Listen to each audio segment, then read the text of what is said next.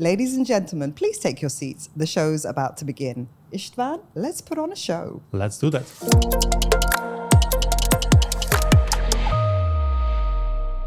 Welcome to another episode of Golden Nuggets with me, your host, Silvia Eldawi. Today we're going to talk about everything co-ownership, and I'm joined by Istvan Juhasz.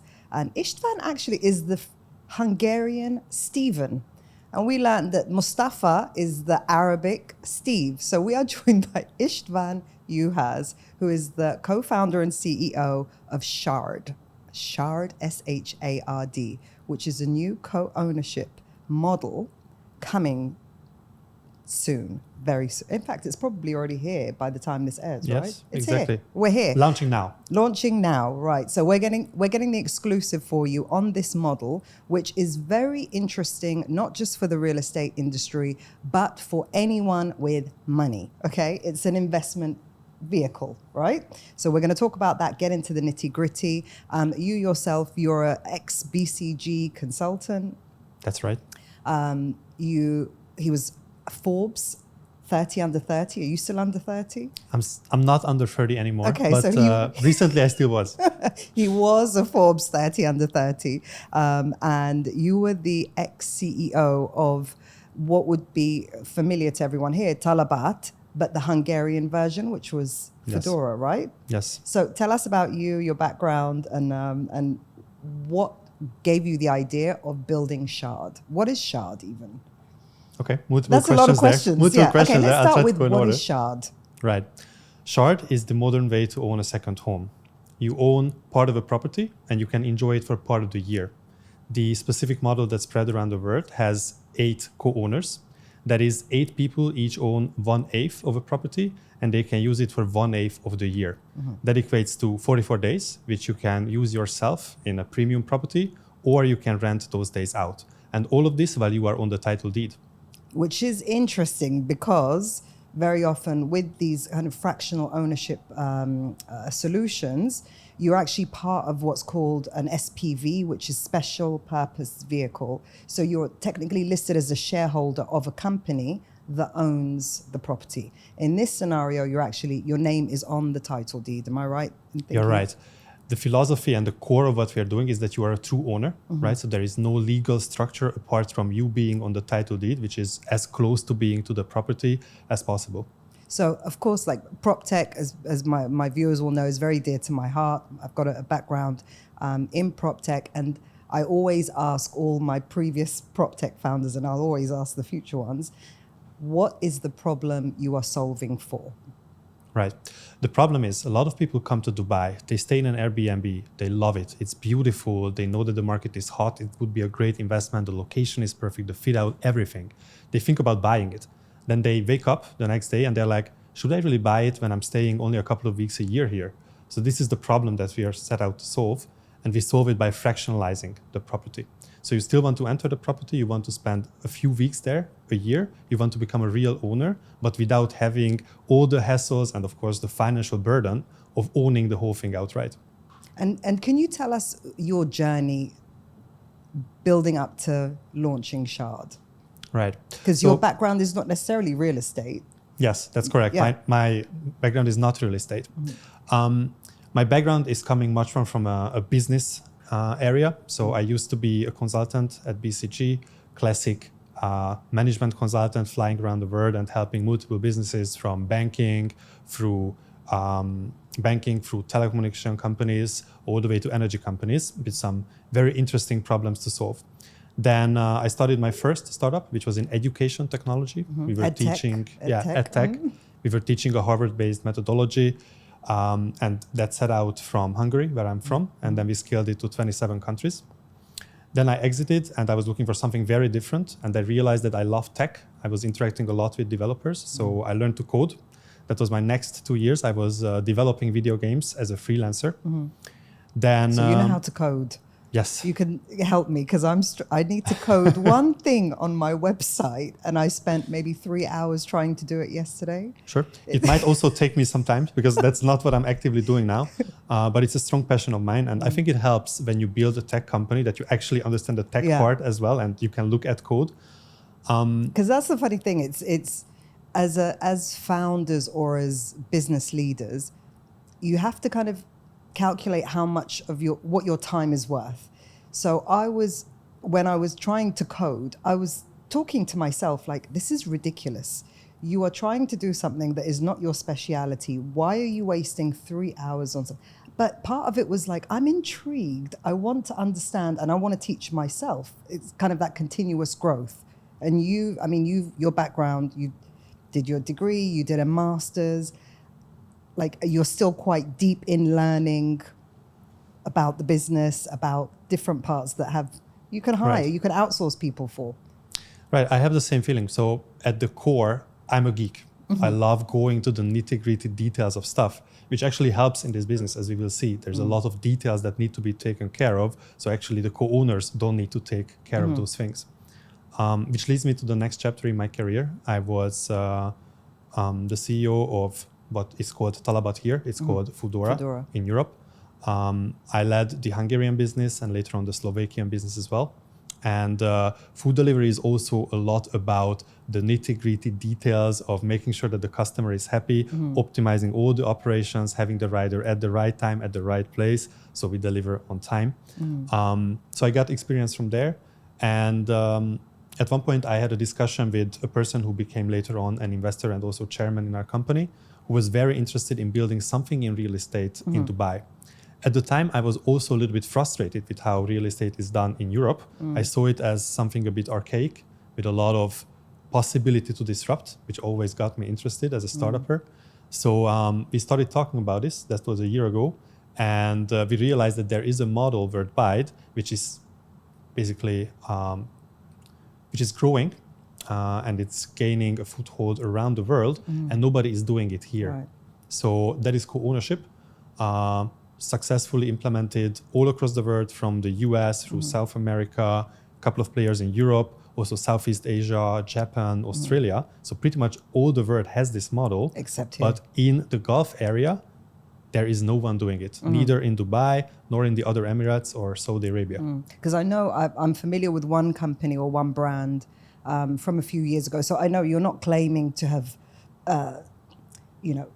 come up with the idea. It's not your original idea, but you're bringing this idea into the region. And it has been done very successfully by one company, I think in Spain, which is also another high holiday home type location. So did you kind of wonder why no one's done it? Did it kind of ring alarm bells? Hang on, why has nobody already done it? Well, that was the question initially pretty much everyone around me asked. It sounds too good to be true. If it was so, why wouldn't have anyone done it? And after some thinking and talking to people here, I realized that probably the reason is that real estate is so hot and you can make a significant amount of money through the traditional selling of real estate that nobody has gone through the trouble of figuring out how to sell a fraction of a real estate.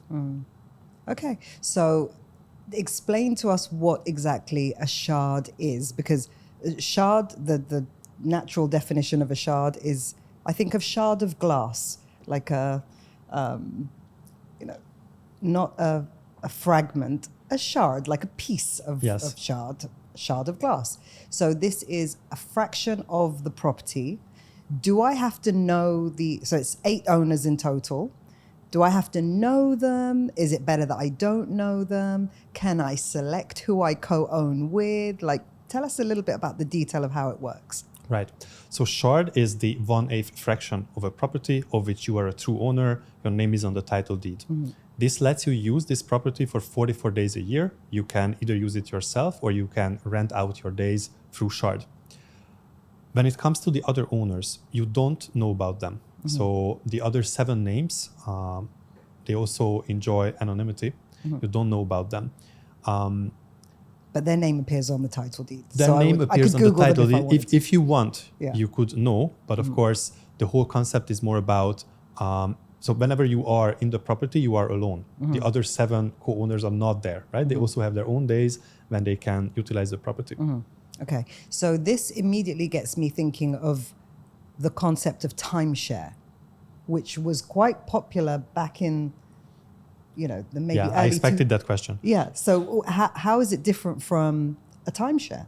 Right. So actually, when co-ownership started in the US 3 years ago, the first provider, and that's when I first visited their website, they started the website saying this is not a timeshare. I think the association all around the world is pretty strong. A couple of reasons why it's not a timeshare and how that model evolved to what we now call second home managed co-ownership. One key difference is that this is not only a contract, but your name is on the title deed. Therefore, it's real ownership. Another concern with timeshare was that it was really hard to exit your contract, right? The value of that contract was close to zero. You couldn't really sell it. Right. That's different here. Since you own 12.5% of a specific unit that has a market value. It's exactly 1/8 of the market value. And the co-ownership platforms, Shard in our case, we provide the secondary market. So say after a few years of using your property, you would like to exit your investment, you can do so without any limitation. There is no limitation on when you can do it. We also let you set your own price, and we even help you find a buyer for it. Okay, so when you own a timeshare in the classic model, you're not on the title deed. How does ownership work on that? Yes, so timeshares, not that they are sold nowadays, I think they went to the shadows where they belong, in my opinion. But timeshare was essentially a contract. It's a piece of paper which lets you use a property for X years. There was no relation to the ownership. The ownership rights stayed with the timeshare provider. In our case, we as a company, at the end of the sales process, we own 0% of the property. We only stay there as a manager. Okay, so what would be the minimum ticket entry point? So what's the cheapest shard I can acquire? Yeah, we have beautiful properties on the site. The cheapest starts at 200,000 dirhams. So for 200,000 dirhams, you get a 1/8 fraction of a premium property. This specific one is in the Dubai Creek. Okay, so 200K is the minimum ticket. Everything that you're looking for is 1.6 mil and above. Right. So you're sourcing the property and then you look for co-owners, or how does it work? Do you have co-owners on your database and then you invite them to co-own on a specific property? Right. Maybe I should mention that when it comes to the price, we price differently than how it's typically done for real estate, partially because we don't consider ourselves a classic agency. Right. So when I say 200,000 dirhams, that includes everything. Okay. That's the total price. That includes not only the 1/8 price of the property, but it also includes any brokerage fees, any trustee fees, the DLD, stamp duty Transfer fee, or markup, fit-out costs, and the first year of insurance as well. Okay. So basically, it's what you see is what you get. If you pay this amount, then you are covered and you already have 1/8 ownership. Okay, so take me through the journey of what you do. So do you first find the shard owners, or do you first find the property? And how do you find and select the correct investment property? Right. It's a bit of a chicken and egg problem. Yeah. At least this is what we thought originally. Now that we have done this model, we realize that actually it's more about the supply side. So people are attracted to great real estate, no matter how we sell a fraction of it, whether there's a tech element. At the end of the day, people want to buy great real estate. They just love touching it. That's part of the investment, right? It's a tangible asset. It's not a fund. It's not a stock. It's not something abstract. It's something you can actually touch. So it all comes down to the supply. And that's the first step. We have partnerships with some great agencies, Hospi, Engel & Workers, Better Homes, and we source the properties from them. Our goal is not to list every single property in Dubai. There are already great agencies doing that. Our goal is to find the top 1% that's suitable for an investment and that's suitable for co-ownership, and only list those. Okay, so you're briefed to the Better Homes, the Engel & Volkers. What do you tell them? What is your this is what we're looking for. Yeah. Just send us options that fit this criteria. Yeah, our list is pretty extensive, I have to say. So sometimes when I start cooperating with these agencies, they're like, okay, that's quite the list. If it's co-ownership, it needs to satisfy a lot of criteria, which normally any great premium property would need to, and some more. For example, because it's co-ownership, we need to make sure that it can be rented out. And some of the premium properties in the city are not allowing that. So those are already out of the picture. Rented out short-term rental, not that, yes. yeah, Short-term rental needs to be allowed. Okay. Another important aspect is that it needs to have great amenities, because no matter how I fit out a unit, if the pool, if the gym, if the view is not there, then it won't be a good sale. It won't fit short-term rentals, and also it won't be necessarily a great investment. So the normal list you would have for a property, plus some more. Plus a few more, okay. Yeah. And you're not aiming just for properties that are 1.6 million. You can go higher. If someone wants a shard worth 500,000, that's an option? Or even more. Okay. So actually, where we see demand from two major sources. One is on the cheaper end.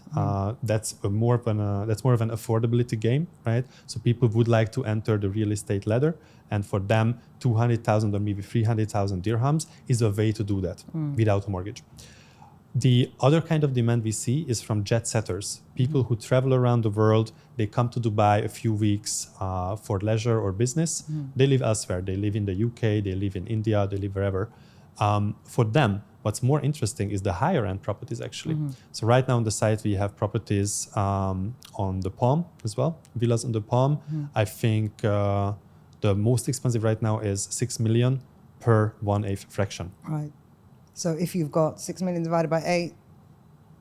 Yes, a lot of money. Yeah, all right. That's a beautiful property. So for me, it sounds great as a concept for someone who is saving up a deposit for an investment property, but can't quite get there or doesn't want to take the risk or put all of their eggs in one basket, shall we say.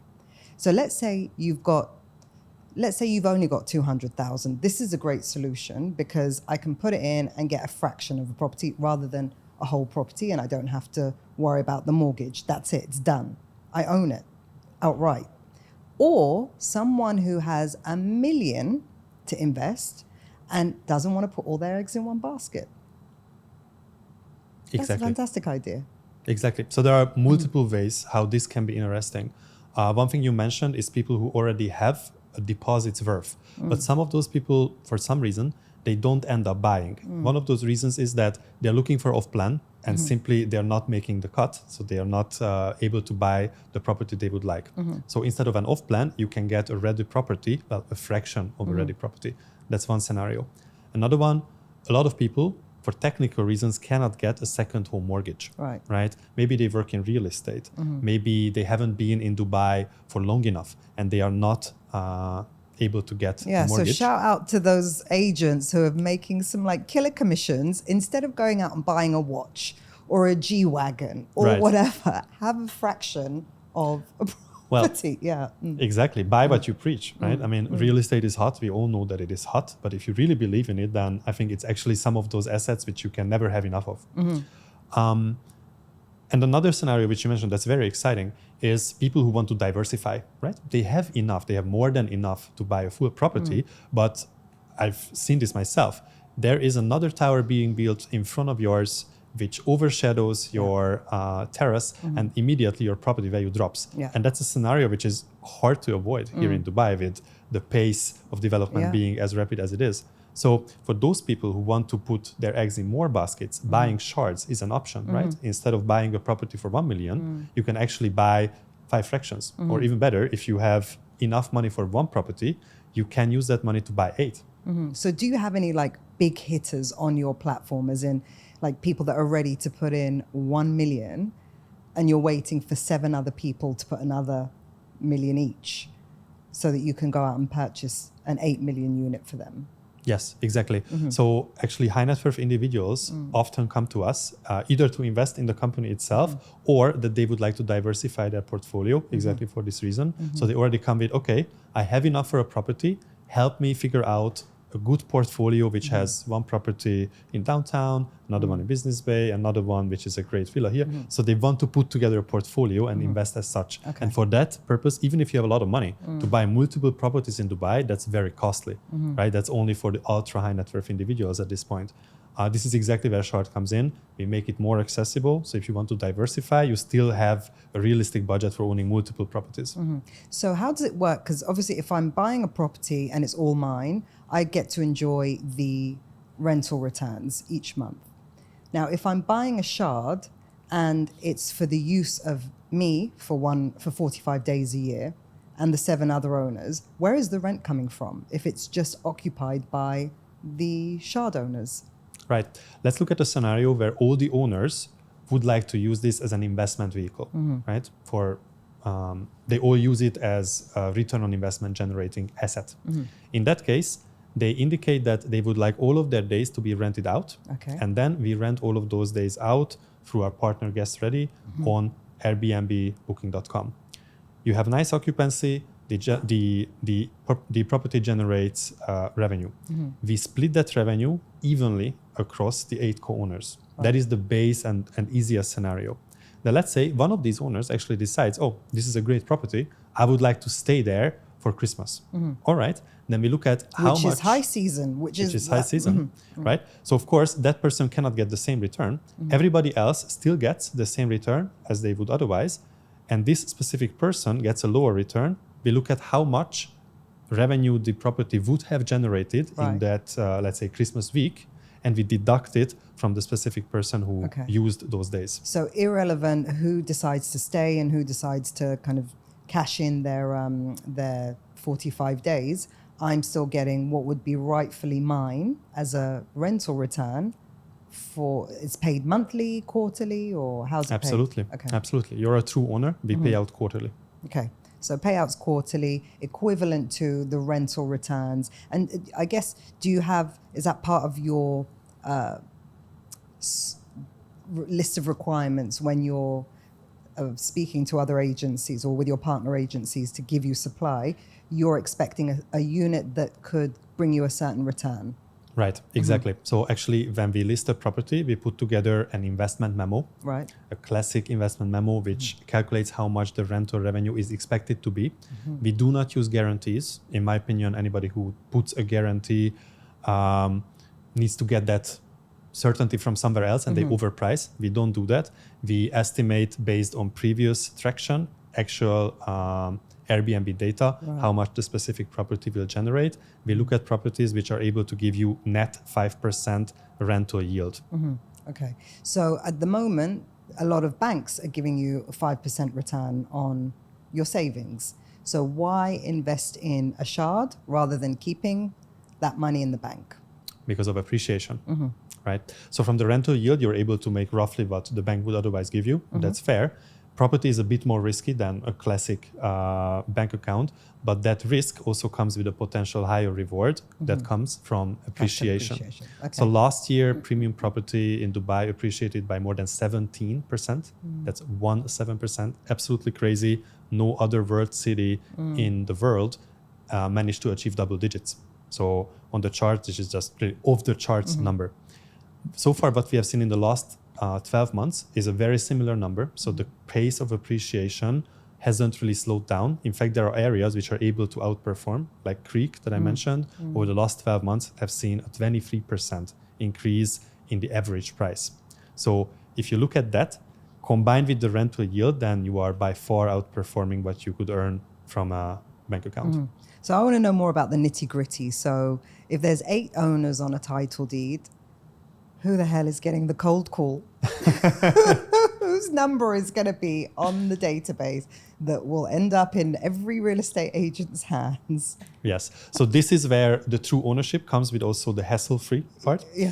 We don't put your number in there. We put a number that we create specifically for this purpose. So we still get the one-time passwords, but you are not bugged by anyone. Who's answering those calls? Is anyone going to be on that? That's going to be a busy hotline. Right. That's a phone that only takes text. Very good. Okay. And what happens? Like, I'm just trying to think of the logistics of owning a property with 7 other people I don't know.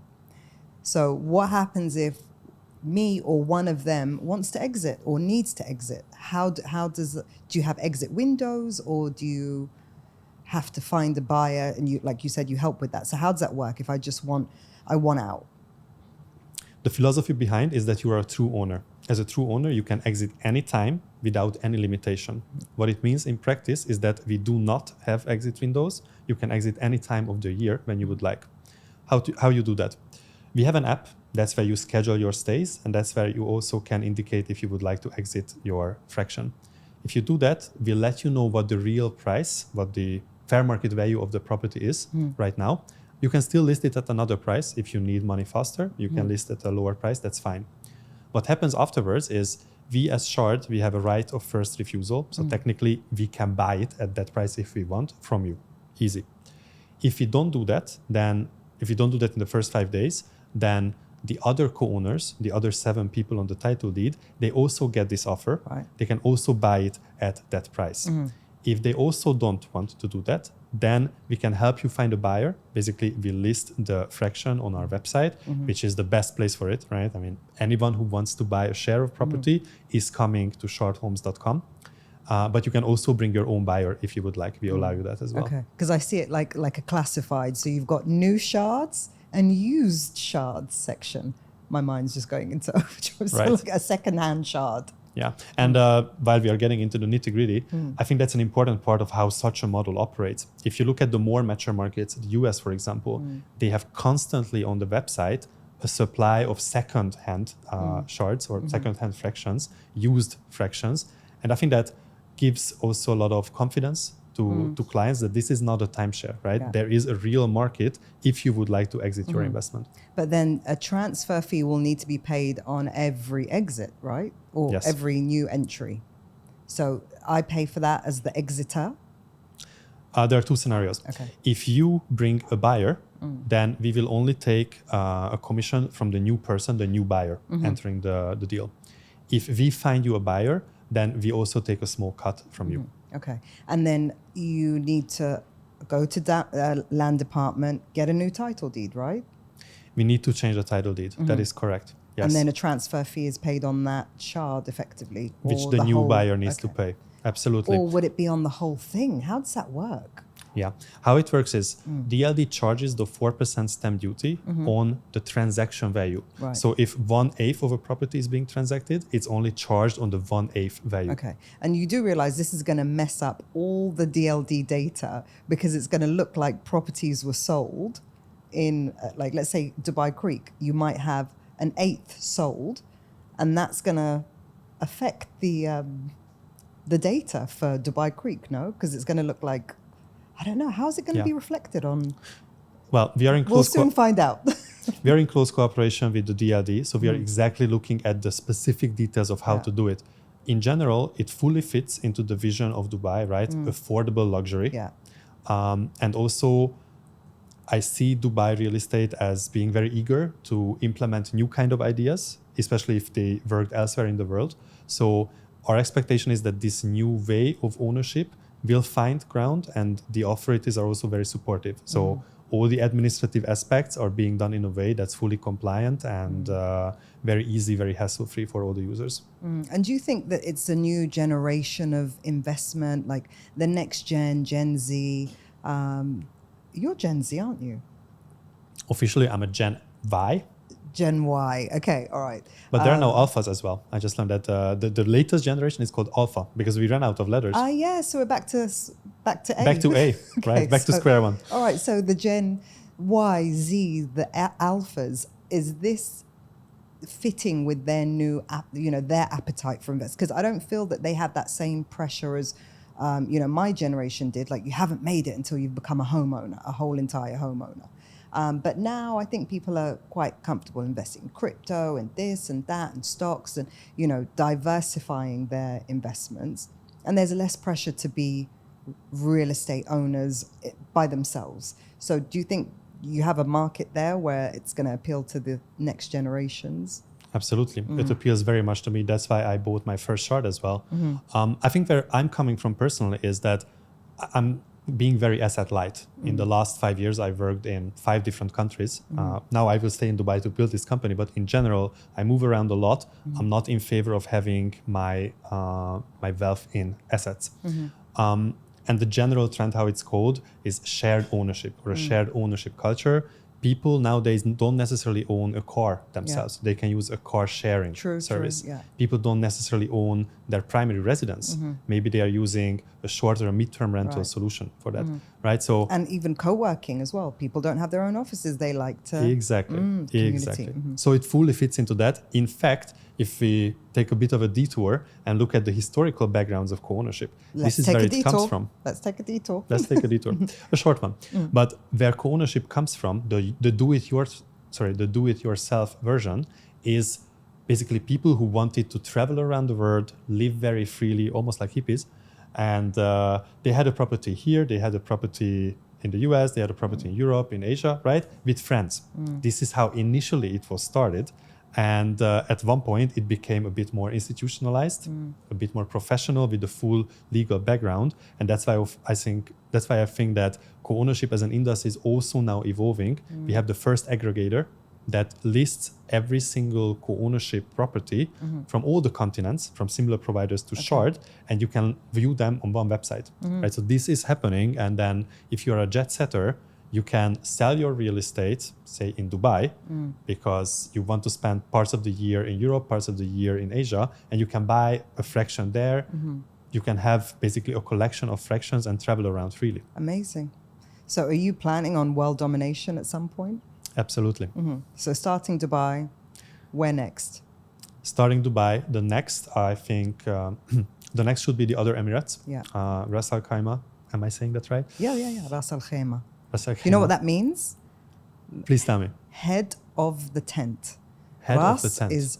Ras is head, al of, or the, Khaimah is a tent. So head of the tent. I don't know, I guess peak or something.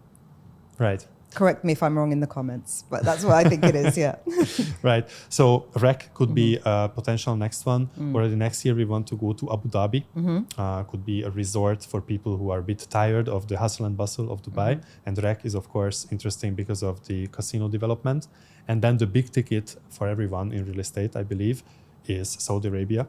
We are already in talks with some of the major developers and some of the mega projects in Saudi Arabia who are looking for an innovative new way to sell real estate. Since they will have so much stock on the market, they are looking for alternative ownership models, and co-ownership is pretty much the latest kid on the block, the most innovative new way of ownership. So when I think of Shard, I do kind of think you're not brokerage, but there is a brokerage element because you're selling properties, but eighths of that property rather than the whole. And you're not fractional ownership because you're on the title deed. There's no exit windows. There's a difference. So can you just kind of explain how you're not, the similarities that you have with brokerage and the differences, and then the similarities you have with fractional ownership and the differences? Because I feel like I need to pigeonhole you. I don't want to pigeonhole you, but because it's something new to the region, I need to pigeonhole you somewhere. Yes, and that's certainly a better comparison than timeshare. Thank you. Yeah, so timeshare is out. We've scrapped that. Yes. You're somewhere in between brokerage, but I need to work out if you're closer to the brokerage or closer to fractional ownership. Yeah, that ties back to what I said in the beginning, that I love to be in the nitty-gritty details, and you need to be. We need to master elements of the real estate game, the agency game, but we also need to master elements of the fractional ownership game. So from one perspective, we are a real estate agency, even though a different one. You have the license to broker, effectively. Yes, we have a brokerage license. We need to have a brokerage license. If you come to our site, you will find the RERA code, the QR code there, because we advertise property, right? So from that perspective, we are. Also from the perspective that we are looking for great property, right? We are scouting the market, we are analyzing properties, using data to find the best property for you. So there are elements of it. The other part is fractional. Fractional is basically a tech play. You need to have a great website where you advertise these options. You need to have a great app where people can see how the value of their investment grows. We also have to master that, and we have. Okay. So you've got an app, you've got a website. Exactly. There's one more I didn't put in the mix. Maybe you're in between brokerage and fractional ownership and the property portals to some degree. Are you like a classifieds at some, is it a marketplace or not really? You mean a listing website like Bayut or Property Finder? In a way, yes. So, for example, we put quite some effort into researching how to show properties the best way, since many of our buyers, they are not coming to view the property themselves. Yeah. This is an online business, right? So they make a decision based on pictures and videos. So we put a lot of effort into optimizing what angles we show, how we photograph these properties, putting in a 3D model of the Matterport, unit. yeah. Yes, exactly. Okay. And even though you're breaking the chunk down, so you're buying 1/8, are you getting requests from people to finance that eighth? Or Yes. okay. We do get requests for financing. A lot of people are in it for the return on investment. And well, that's the math part. But if you're able to invest less and use the bank's money, to play with the bank's money, then technically your return on investment can even double. So it makes financial sense to use the bank's money. There are a few ways you can do that already. One is equity release. So if you own a primary residence in Dubai, you can use that. You can collateralize that asset and get cash, which you can buy, which you can leverage towards buying a shard. So that's another option. So if you already have a property, you're living in it, let's say, and you want to experiment with something else, you can release some equity, buy a shard. Exactly. And what about someone coming fresh? Can they get a mortgage or a payment plan for their shard, or it's not something you offer at this stage? Yeah, we are working on a payment plan for buying a shard. This is something that is normal in co-ownership. So every bigger player in the US, in Europe, have managed to do that. We need to have a banking partner who does it. A classic mortgage, just to be very transparent, you cannot take out a classic mortgage on a shard, because there would be multiple people on the title deed, and that's something that the banks don't allow, right? So we are working on a specific product that lets you finance a shard. Equity release is already available, and this other product will come out soon. And how are decisions made between the owners? Like, I can't get my head around getting into some kind of legal agreement with 7 other strangers. Yeah. So how does that all work? Like, what if one of them dies? What happens then? So how decisions are made? Every second week, we come together in the living room and we create a forum in togas, like in the Greek times, and that's how we. No, just kidding. Is this like a metaverse thing? Yeah. How decisions are made? Well, technically, for the small decisions, there is no involvement from the co-owners. Say the fridge needs to be replaced, something broke. We do that ourselves. Right. There is no involvement from the co-owners. You charge for property management? We don't charge a fee for property management. Okay. How bigger decisions are made and what can be those bigger decisions. For example, the co-owners feel that the property could benefit, the value of the property could grow if the TV was replaced by a bigger unit. Okay, they can put that up for a vote and we facilitate that vote among the co-owners and then we will execute their will. Majority vote. Yes, there's a majority vote. Or for bigger topics, they can actually replace shard. We allow they can oust us. Okay. Yes. We do that on purpose. We do that on purpose so that we are incentivized to do our best and serve the interests of our so co-owners. they can vote you out. They can vote us out, yes. They can replace us with another property management company if they would like and if they are not satisfied with our service. Because I guess they will just still continue to remain owners. You effectively adjust the management and facilitator of shard exits for the duration. So you facilitate the beginning, then you manage, and then you coordinate exits and entries. Yes. But you can be replaced. Yes. Okay. This is, of course, not the goal. The model works best if we do our job well as well. And there is another scenario, for example, if the co-owners decide that they would like to sell the property as a whole. Yeah. They feel like that's a great move because the market moves in such a way. They can also put that up for a vote. For that, a majority vote is not enough. 7 out of the 8 co-owners need to vote for actually selling the property as a whole. But then again, we will execute their will. Okay. So there's some decisions where you need like a high majority vote, like selling. Okay, that makes sense. And divorce, what about divorce? Right. In case of a divorce, there are 3 scenarios, right? The 2 people can decide to split their investment. That can only happen if they own at least 2/8, because then it can be one. You can split it only in multiples of 1/8 fractions. You cannot split a 1/8 any further. So that can be one scenario. Scenario 2 is that the husband takes it. Scenario 3 is that the wife takes that fraction. What if I want to buy multiple shards so that I can have a majority vote or something? Like, are you able to purchase more than one shard? Yes and no. Okay. You're able to purchase more than one shard. You can purchase up to 4/8 of the property. In that case, you would have half of it, right? That still doesn't give you a majority, so you are not able to overrule others if it comes to a decision. Right. This is a new concept, and it's been done, in Europe. We're about to see how it's going to work here. What are the kind of risks that you're expecting, or common issues that you're expecting to face that you haven't yet come across? Right. What are you geared up for? Right. So one common concern that I hear is the seasonality of Dubai. Yeah. Right. So the model is coming from places where there is also seasonality, and I think everybody found a way to go around that. Yes, there are a few months in Dubai which probably unbearable. Like this month. Like right now when we are shooting, it's fairly hot. Yeah. And the AC is not working. And the AC is not working right now. We're quite cool right now. It's Yes, if you're sweating, it's not because we are. It's because of the AC. In any case, we created a scheduling system which goes around this problem. So basically, we adjusted the rules that we found in other continents to fit the seasonality specific to Dubai. Because it is one of those things where everyone's going to be fighting over the New Year slot, maybe, or the October, November, December slots. Right. To be a bit more concrete, so for example, about the New Year slot, you can book 2 years in advance.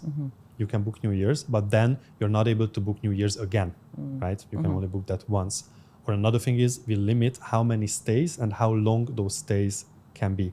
At one point, we only allow you to have 3, maximum 10 days each advance stays. Okay. So you cannot put all your 44 days in there and book entire December and January. Okay. The whole point is that the stays must be equitable for the co-owners. Okay. So naturally, as a tech founder, one exit under your belt, what's the plan for this second exit? Because you're not planning on doing this for 10, 15 years. So what's this exit strategy in the next 5 years?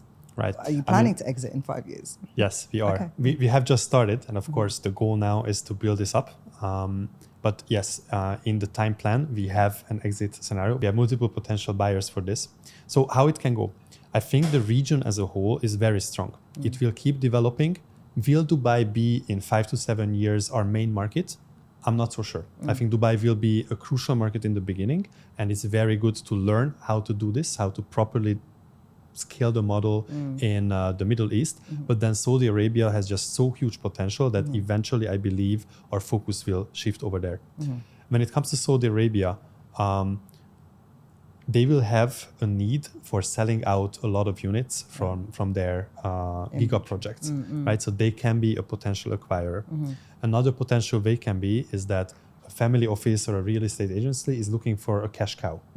And since this is an innovative model with a great revenue generating capability, it can work out. Okay. From a business perspective, why it's great is as long as there are no other entrants in this market, we can set the price, right? So we can generate nice revenue.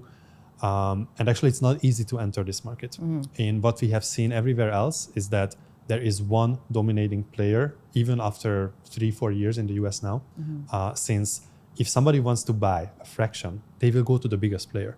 That's where they have the highest chance of actually buying a unit like this. But you have, I suppose, saying that, you probably have competition risks coming from the fractional ownership companies and also the brokerages. What's to stop them from reproducing your model? Yeah, I think in both cases, the answer is the same. They already have a great business. And this is relatively complicated to put together. It requires a lot of focus on finding the perfect governance model, optimizing all the legal setups for this. So developing the tech, et cetera. So I think a lot of these companies would not go down this difficult way, down this difficult route. And they're struggling as it is to find one lead for one property, let alone 8 buyers for one property. Even though the sales time for a 1/8 should be faster than for a full property, right? So we look at Shard as a sales accelerator. In an ideal case, we are able to sell out a property in roughly the same time or even faster than somebody would sell out the whole property. Okay. And in terms of fundraising and You've just gone through the journey. How much have you raised? What are you currently raising? What's your... We have already raised our pre-seed funding. So that got us through all the way the product development, website, application, the legal setup, hiring the right team, putting together a marketing plan, putting together the sales strategies. Now we will start raising our second round, which will enable us to scale up in Dubai. And then we will need further rounds to expand to the other Emirates. Okay. We've got some VCs and angel investors watching. So how much are you looking for a shard of shard? Right. In the next round, we are raising $1 million. Okay. All right. Any investors out there? The details will be down below. Okay. But my audience is not just angels and investors. My audience is real estate industry professionals. So from CEOs to agents to property managers to everyone in between. How can they work with you? So, they might have been watching this episode and thinking, I've got a listing. I can sell it through Shard. How else can they work with you, and how does it work? Right. So what's in it for them? That's what they want to know. I love it. I know my people. What's in it for them? Look, I think that all of these people come across leads who could be interested in buying a shard. So let me explain a little bit what has gone successfully so far. Talking to the real estate agents now, they probably have leads who would like to invest a considerable amount in Dubai, but they are worried about market risks. So one way to hedge risks is actually what you said, put your eggs in multiple baskets. You don't have to choose one egg, right? You can choose all of them and invest in all of them. You can buy a fraction in multiple properties. So that's one way of doing it. So I know, guilty of this. I used to take inquiries and they had a shit budget. And I'm like, time waster. Their budget, why are they calling me ridiculous budget? So now there's no need to trash those leads. You can actually convert them into a shard owner. So there is now something that you can do with those people that have a smaller budget. Okay, continue. Every dream counts. Yeah, exactly. Every dream counts. So this is why we are now launching a referral cup, where you can refer clients to us who don't have sufficient amount, maybe because they simply have budgetary constraints, maybe because they cannot get a mortgage for some reason. So all of those leads are very valuable for us. We are paying an above market commission of 3% on the net shard price. That's if these dead leads, let's call it a dead lead pool. Oh, that not a cup. Sounds so negative. The pool of dead leads. You throw dormant them in. leads. How about that? The dormant leads. Okay, that's right. Okay, so get thrown into a pool of dormant leads, and I get 3% commission if one of them buys a shard. Exactly. Okay. All you need to do is refer the client to us. We have a handy website for this. You simply make the referral, and then we take care of everything else. We explain the model to the customer. We show them the real estate if they would like. We structure the whole deal and make the sales. Okay. Do I throw these dead leads to you, or do I need to have the conversation with the dead lead and just explain I'm going to throw them in the dead lead pool? Well, you should tell them what they are signing up for, Okay. right? So you should explain that this is about co-ownership. But typically we get leads who have heard a few sentences about this. They are very eager to learn more, and we are happy to do that part. Also, because this is a competition, we will run it from mid-August till end of September. Okay. And we will then hand out cash prizes of up to 50,000 dirhams to the top referrers. Is this an exclusive competition for Seems so. Golden Nugget viewers? There we go. Well, every dream Make counts. some money now. Okay. All right. So make some money out of the show, not just learn and educate yourself and entertain yourself. Okay. So is there a link or something I can add down below? Yes. Okay. Exactly. So you're gonna Shardhomes.com/refer. That's where you should go to. Shard.homes/refer. We're going to put the link down below. Okay, so I know I called it dead lead, but what you do is if you've got someone who doesn't have a sufficient budget, and instead of just saying, sorry, I can't help you, you say, look, I've got another alternative for you to strongly consider. It's a very popular investment vehicle. Rather than you buying a property on your own, you can purchase it with 7 other dead leads. Okay, no, we're going to treat them with a bit. No, 7 other co-owners, and all the hard work is taken out of it, basically. Exactly. Okay. Exactly. So you can have the conversation. Can there be like a little intro? There'll be an intro or a brief Sure. on how We they should can put explain together it. something. We'll put that together. Okay. Can anyone enter this cup? Right. So you have the agents for whom it is very interesting because they could make more commission than from selling out a property, right? Instead of the classic commission, you get 3%. But it is also very interesting to people who come across people investing in Dubai. It might be conveyancers, people in Property management. In property management. Can I just I have a background in property management as well, and a shout out to you guys. You are working so hard, dealing with all the complaints, all the headaches, and you're seeing everybody around you making so much money out of commission, and you feel like you're working harder than them. I know what it's like. But this is an opportunity that's available to them because you're dealing with the property managers are dealing with tenants who are trying to get on the property ladder, or most likely will be moving out to get on the property ladder. So what's in it for them? The property managers, the conveyancers, the receptionist. Exactly. Well, this is why we call it every dream counts, because a lot of people come across these opportunities, and up until now they did not have a way to actually leverage these contacts. Now they do. So again, with a very simple referral, you can make money out of these contacts, and also you don't need to be a real estate agent. You can make a simple referral without having any kind of license. So Istvan, for anyone that's stuck around till the end of this episode, what is your go-to-market message for the industry? Co-ownership is for everyone. Whether you are an aspiring second home owner or a conveyancer who sees how much money is being made in real estate, well, co-ownership and Shard is for you. Okay, that's it. That's a lovely message. Thank you. Making it more accessible, sharing culture, tech, property, real estate investments. All of those things. All of the above. All right. Thank you so much for joining me, Istvan. That was really insightful. I learned something. I hope you all learned something as well. If you have any questions that you wish I'd have asked, please leave them in the comments. The team from Shard will be more than happy to respond to them. Thank you very much. See you next time. Like, share, and subscribe.